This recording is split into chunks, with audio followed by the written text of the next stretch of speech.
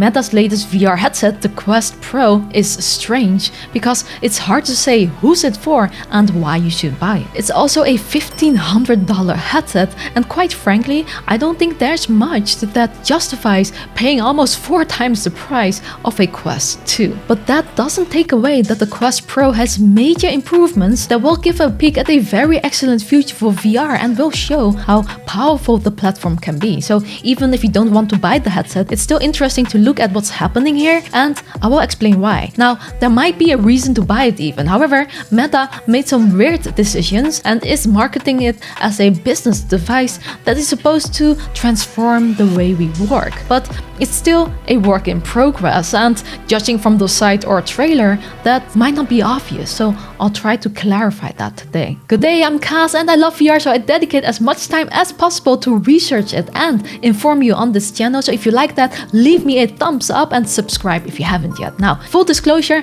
thanks to Meta for sending us a review unit. However, they didn't pay us any money, they didn't check the video or give us any review directions. These are my personal thoughts. So let's get on with this review. Join me beyond reality.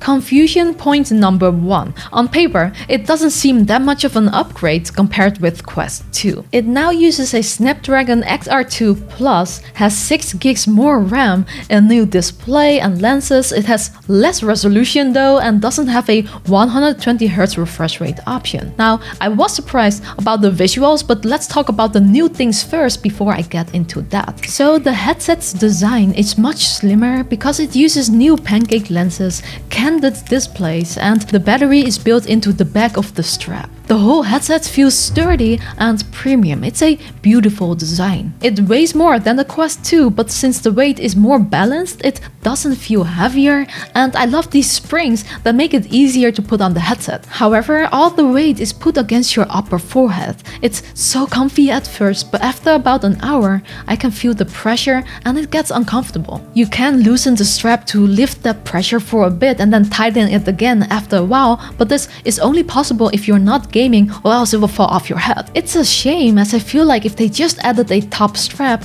it would already take the load off, which I might actually try doing myself. Comfort is personal though, so it might feel different for you. What's new about the design is that it's open in your peripheral by default, so you can still glance at your room while wearing the headset, which is interesting because that's unlike other pure VR headsets. There's an explanation for this, which I'll explain in a bit. There are 2 other ways to wear the headset. In the box, you get these partial light blockers which block off the sides but not the bottom, so there's still a lot of light bleed here. If you want to be totally immersed, you can get the full light blocker for $50 extra, which blocks off more of the bottom, but there's still some light leak around the nose gap area depending on the size of your nose. I was still able to see there with my tiny nose. Interestingly, I didn't mind using it with the entirely open peripheral. Even though you can see the light reflecting on the lenses a bit, it was just actually nice not to be completely isolated in some use cases, working or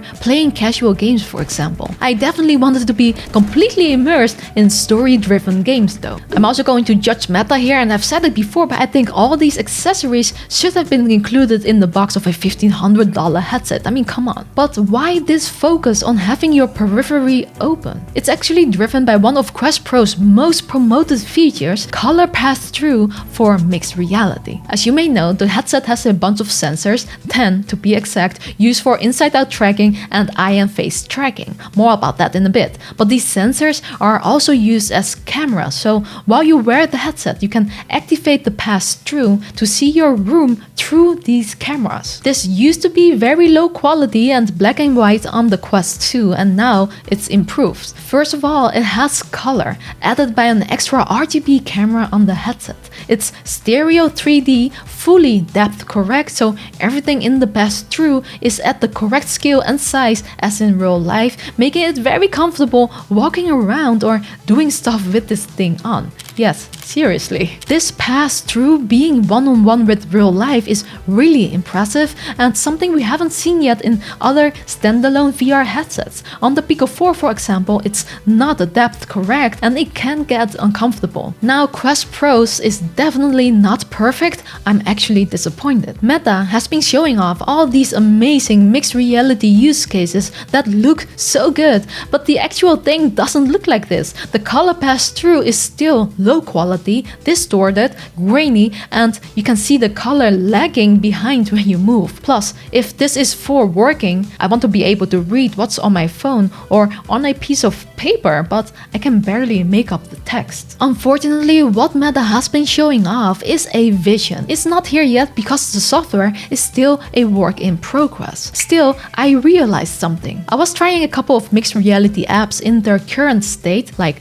drawing on my wall in Gravity Sketch, visiting the entire world in my room, or relaxing by painting outside in VR. I found that the lower quality pass-through didn't matter that much because this doesn't impact the app's usability since the virtual content you're interacting with looks sharp, and that kind of distracts you from the pass-through anyway. It's good enough to sometimes peek at it and do the little things or see people looking weird at you for doing strange things, but I can't recommend the headset for mixed reality in its current state.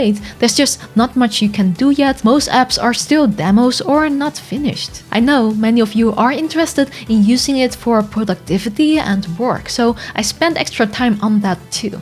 For those who don't know, you can use the headset to spawn multiple virtual monitors. Apps like Immersed and Horizon Workrooms stream whatever you have on your real PC or laptop, basically extending your display virtually. The magic is you can move it wherever you want. Although Horizon Workrooms only works on Apple right now, another unfinished thing, so I couldn't test that, but I spent a full day working with Immersed and found it worked, but it's not ideal. I can read the text clearly, images and colors look great, however, the headset's display just isn't there yet. I'll explain more about the display in a bit, but what happened was that my eyes got tired after a while. It's still comfier to sit in front of my monitor. I did find myself wanting to grab the Quest Pro when I felt some neck pain, something I unfortunately grown to cause gamer all my life and I never listened to my mom to sit right.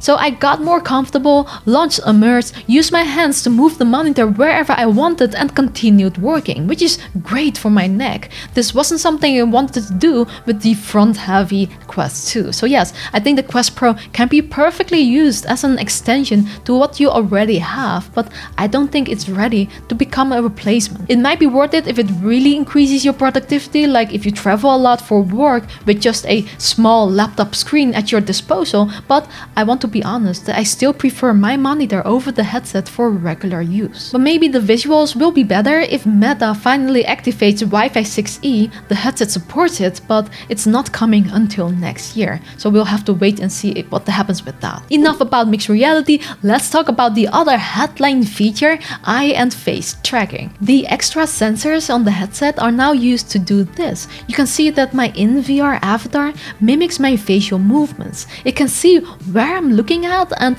whether I'm smiling or winking or moving my eyebrows. It can even seem to detect my micro movements, which is pretty remarkable. I noticed that you need to wear the headset a certain way to track right, but I'm impressed by this new feature. Adding this to social VR apps makes meeting people in VR more lifelike and will form deeper connections. Using this for collaboration also adds so much. Unfortunately, just like with mixed reality, there aren't many apps to try this out right now, but it's coming. Eye tracking also adds a new feature, eye-tracked foveated rendering. Developers can use this to know where your eyes are focusing on, so it can make that area sharp and all else in your peripheral can be made blurry. This is awesome as it gives the game or app more performance headroom. We already have the first game doing this, Red Matter 2. They added Quest Pro features like eye-tracked foveated rendering, local dimming, and increased pixel resolution by over 30%. I tried it out and you don't notice the foveated rendering happening as the eye tracking is fast enough. Only when I was in the menu could I see the blurry parts clearly, as you can tell from the recording right now, but while playing the game, it looked fantastic. So you might be thinking now, Cass, why the hell should I care about this if I'm not going to dump $1,500 on this? I'll explain, please bear with me a little longer. Now, before we dive into my favorite part, the controllers and tracking, let's talk about visuals first. While the resolution isn't upgraded over the Quest 2, the visuals are actually much better because the new displays have a higher pixel density. This, combined with better pancake lenses and a new local dimming technology, makes the image look much sharper with more contrast, providing more vibrant colors and deeper blacks than Quest 2. The glare is gone and it's easy enough to find the sharp center because the sweet spot is larger. It's a beautiful looking screen. However, towards the edges of the screen, there's a lot of chromatic aberration, so colors overlaying each other. You don't really notice this much if you don't look for it, but it is most noticeable when you do stuff that doesn't need a lot of head movement, like reading a long text. I think this is what caused my eyes to become tired after working in VR for a while. But this doesn't matter much in games or apps, as that just looks really great in this headset. Sure,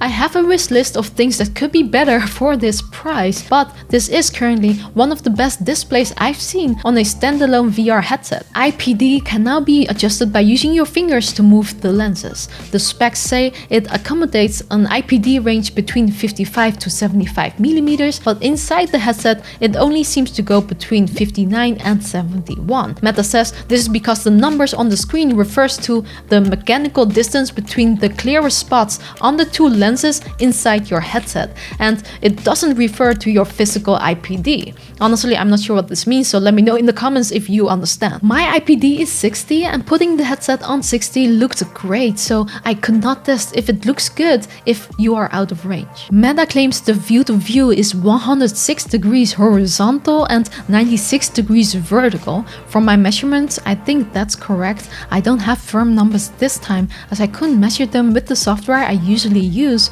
because it didn't seem to detect the Quest Pro correctly yet, but it's definitely not a huge difference from other VR headsets. There's something new too. This depth view on top of the headset moves the forehead cushion back and forth. This essentially moves the display closer or further from your head for more freedom to find your fit, and it can also increase the field of view slightly. This also makes some more room for glasses, but there's actually enough room at the closest position too. If you're thinking about playing PC VR with this headset, I tried virtual desktop on it and I don't see much difference between Quest 2 and Quest Pro aside from the visual upgrades from the display. But just like with Pico 4, it does support the godlike mode if your PC can handle it, but you need an RTX 4090. The virtual desktop developer Guy Godin said that there's currently a bug that causes Wi-Fi performance issues with the Quest Pro. It has to do with DFS channels in your router settings. If you turn that off, that should resolve the problems for now. Hopefully this will be fixed later on. Interestingly, Meta just added the option to allow eye and face tracking over Oculus Link, so you could use it in Steam VR games, but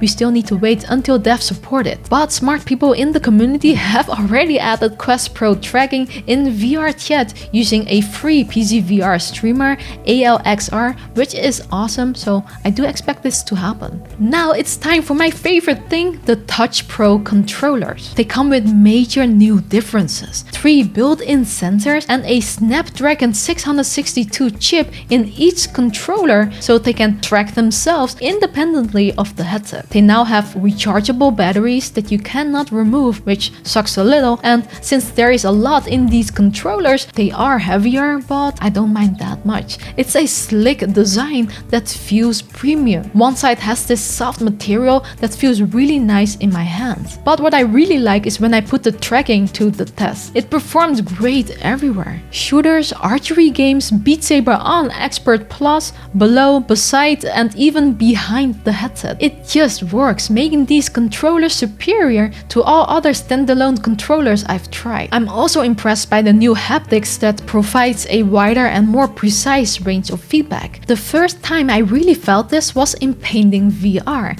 I played it before, but this time I could feel more precisely where the brush was touching the canvas, and while shaking the spray paint, I could actually feel the paint moving around in the can. It might sound silly, but it felt so real that it just blew me away. I mean, we got this on the PS5 controllers, but it didn't make as much impact on me as it did in VR, as that seems to add another layer of realism. It just makes me so excited for all next generation controllers like the one from PSVR 2, but I digress a little. The Touch Pro also has 3 other new features: a sensor on the triggers to track the curl and slide of your index finger, and a pressure sensor on the curved thumb rest here. Meta says this could be combined with the triggers to enable a precision pinch grip. The last new feature is another force sensor at the bottom of the controller. This can be used with the included stylus tips. To insert these, you must remove the lanyards by pushing them in, rotating, and pulling them out. Then slide in the stylus tips to use the controller's base like a pen for writing on real-life surfaces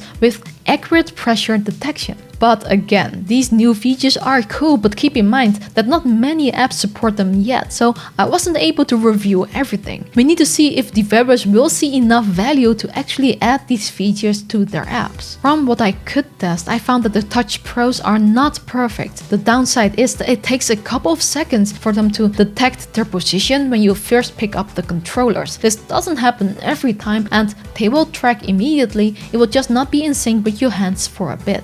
I also noticed a slight drift occasionally. It didn't happen often enough to bother me, however, I haven't had this with the previous controller, so I hope this can be improved by software over time.